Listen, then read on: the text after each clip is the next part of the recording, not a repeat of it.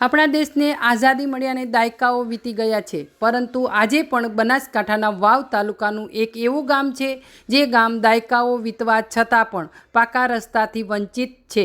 આ ગામના લોકો પારાવાર મુશ્કેલી વેઠી રહ્યા છે, પરંતુ તંત્ર અને નેતાઓએ કરેલા વાયદાઓ આજ દિન સુધી પૂરા થયા નથી। કેવા હાલ છે આ ગ્રામજનોના અને કેવી યાતનાઓ સહન કરી રહ્યા છે ગામના લોકો, જોઈએ અમારા આ વિશેષ અહેવાલમાં।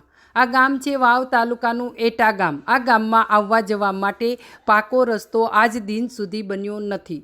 ગામના લોકો આ કાચા રસ્તે જ ચાલવા આજે પણ મજબૂર છે। વાવ તાલુકાના એટા ગામ જવા માટે એટા ગામની પ્રાથમિક શાળાથી 3 કિલોમીટર જવું પડે છે। જો કે આ 3 કિલોમીટરનો કાચો માર્ગ છે। પાકો રોડ બનાવવા માટે 2012થી આજ દિન સુધી અનેકવાર ગામ લોકોએ રજૂઆત કરી ચૂક્યા છે, પરંતુ ગામના લોકોની વાતો નેતાઓએ સાંભળી તો ખરી, પરંતુ નેતાઓના વાયદા આજ દિન સુધી પૂરા થયા નથી। ચૂંટણી ટાણે ગામ લોકોને નેતાઓ યાદ કરે છે, જે બાદ ફરી ગામમાં પાછા ફરીને જોતા નથી અને ગામના લોકોની સમસ્યાઓ જૈસે થે જેવી જોવા મળી છે।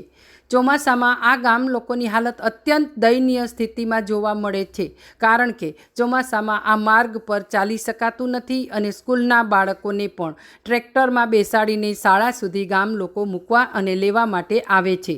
આ ગામમાં જો કોઈ આકસ્મિક બીમાર પડે તો 108 પણ ગામમાં જઈ શકે તેવી પરિસ્થિતિ નથી। જો કે આવી દયનીય સ્થિતિમાં જીવતા લોકોની વેદના આજ દિન સુધી તંત્ર સમજીને તેના નિરાકરણ માટે કોઈ જ પગલાં લીધા નથી।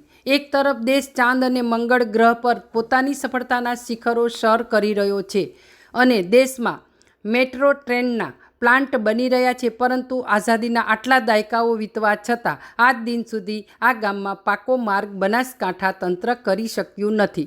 ત્યારે આ ગામ લોકો આજે એ જ દુખિયારી પરિસ્થિતિમાં જીવન જીવવા માટે તંત્રના પાપે મજબૂર બન્યા છે।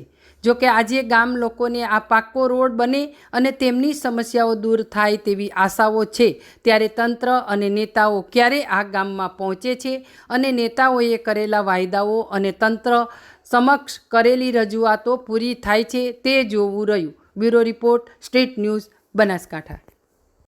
વારવાર વિનંતી આપણી તંત્રને સરકારને કરેલી છે, કોઈ અમારી રાડ સાંભળતા નથી કે 2012થી અમારા કને આવે છે જેમને વોટ જોતા હોય તાર, પછી આ રસ્તે કોઈ હેડીને આવતા નથી। રસ્તે આવી અમારો 3 કિલોમીટરનો રસ્તો અમારે પાસ થઈ ગયો હતો, ત્યાં જઈને આ થયું। હવે પેટા ચૂંટણી આવે છે ધારાસભ્યની, હવે વોટ લેવા આવે એના પહેલો અમારે રોડ આવે, પછી વોટ લેવા આવે। અમારે 100 વાંટિયા છે।